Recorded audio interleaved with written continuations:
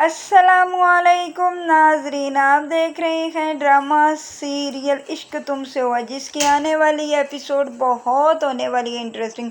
आप देखेंगे कि गुल बहुत परेशान होती है अपने बेटे की वजह से कि कहीं उसका बेटे को नफीस उससे ना ले ले। अगर ऐसा हुआ तो वो जीते जी मर जाएगी। लेकिन उसको अहमद बहुत समझाता है कि तुम पागल मत बनो गुल, हम कोर्ट के फैसले के आगे कुछ भी नहीं कर सकते। और कोर्ट के फैसले में साफ साफ लिखा है कि वो असद को दे देंगे नफीस को, क्योंकि वो उसका बाप है और बेटे का हक भी है कि वो अपने बाप के पास रहे। इस पर गुल कहती है मैं ऐसा कभी भी नहीं होने दूंगी, क्योंकि तुम जानते हो कि मैं अपने बच्चे के बगैर कभी भी नहीं रह सकती। ये सब कुछ आप देखेंगे कि बाहर नौशी खड़ी सुन रही होती है और नौशी कहती है कि अब गुल तुम देखना, मैं तुम्हारे बच्चे को तुमसे कैसे गायब करती हूँ और मैं देखती हूँ कि तुम कैसे अहमद के पास रहती हो। और तुम जब अहमद का बच्चा मर जाएगा और तुम उसे पैदा होने से पहले ही वो मर जाएगा तो अहमद तुम्हें बहुत बहुत छोड़ देगा और इस तरह वो मेरे पास आ जाएगा। वो ये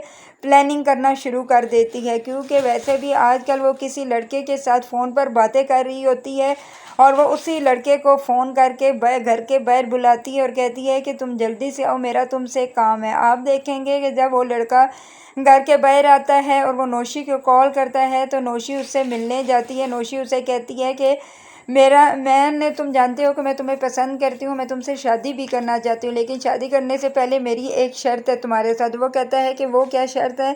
तो वो कहती है कि वो शर्त ये है कि तुम गुल के बेटे को अगवा करोगे और उसके बाद देखते हैं कि हमारी शादी कैसी होती है। इस पर वो कहते हैं कि तुम तो कह रही हो कि मैं उसके बेटे को अगवा करूं, मैं अगवा कैसे करूंगा? अगर मैंने अगवा कर लिया तो ये सब कुछ उन्हें पता चल गया तो वो मुझे छोड़ेंगे नहीं, और तुम जानती हो ना कि इसकी क्या सज़ा है। तो वो कहती है कि तुम पागल मत बनो, मैं ये सब कुछ जानती हूँ तो तभी तुम्हें कह रही हूँ, तुम्हें मुझ पर यकीन नहीं है। तो वो लड़का कहता है कि क्यों नहीं, मुझे तुम पर यकीन है तो तभी यहाँ पर आ गया हूँ। ठीक है, तुम्हारा काम हो जाएगा और उसके बाद अपनी शर्त याद रखना कि तुम्हारी मेरे साथ शादी का वक्त भी मुकर्रर करना होगा। वो कहती है कि ठीक है। वो कहता है कि बच्चे को मैंने तो देखा ही नहीं और मैं कैसे उसे अगवा करूँगा। वो कहती है कि तुम परेशान मत होना, मैं खिलाने के बहाने इसे लोन में लेकर आऊँगी और गेट खुला हुआ होगा, तुम आकर इसे उठाकर ले जाना। वो कहता है कि ठीक है। आप देखेंगे वो गुल अंदर सोई हुई होती है तो असद अपने बेड में पड़ा हुआ होता है। वो आराम से जाती है और वहाँ से असद को उठाकर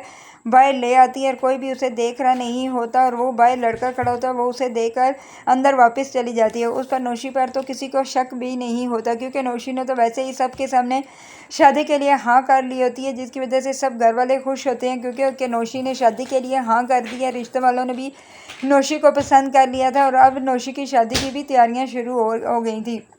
इधर आप देखेंगे कि गुल की आंख खुलती है तो वो इधर उधर हैरत से देखती है तो उसका बेटा नहीं होता। वो ज़ोर ज़ोर से चिल्लाना शुरू कर देती है और कहती है कि असद असद कहाँ गए हो तुम, असद कहाँ हो मेरे बेटा? लेकिन किसी को वो समझ ही नहीं आती कि वो कहाँ। वो ज़ोर से अमर को आवाज़ें देना शुरू कर देती है। अमर बाहर से अंदर आता है और कहता है कि गुल क्या हो गया है, क्यों तुम ऐसे हरकतें कर रही हो? तो इस तरह तुम्हारी सेहत ख़राब हो जाएगी और तुम जानती हो कि हमारे बच्चे को भी नुकसान पहुँचेगा। इस पर वो कहती है कि बस करो अमर, अपना बच्चा बच्चा तुम असद कहाँ है, तुम्हारे पास है? वो कहता है कि मेरे पास तो नहीं है, मुझे नहीं पता, वो यहाँ पर सोया हुआ था, कहाँ गया?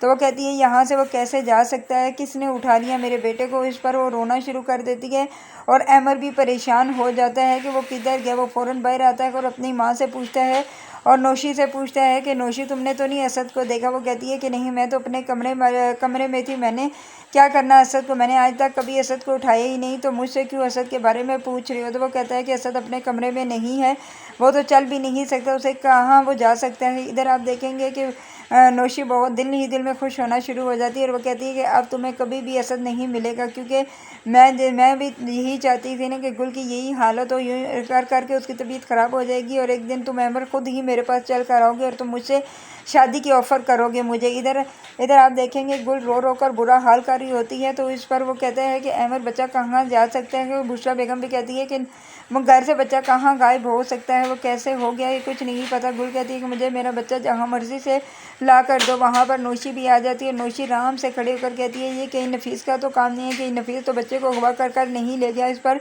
वहाँ पर बुशरा बेगम खड़ी होती है, कहती है कि तुम पागल हो गई है नौशी, वो कैसे हमारे घर में आया? हमारे घर में कोई भी नहीं आया। तो वो कहती है कि फिर बच्चा कहाँ गया?